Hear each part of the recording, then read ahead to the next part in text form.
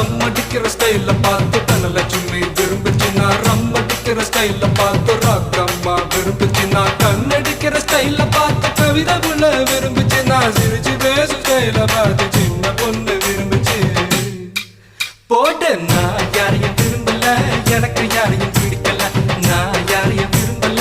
எனக்கு யாரையும் பிடிக்கல நான் தம் அடிக்கிற நான் தம் அடிக்கிற ஸ்டைல பார்த்து தனலட்சுமி விரும்பிச்சுன்னா ரம் அடிக்கிற ஸ்டைல பார்த்து ராக்கம்மா விரும்பி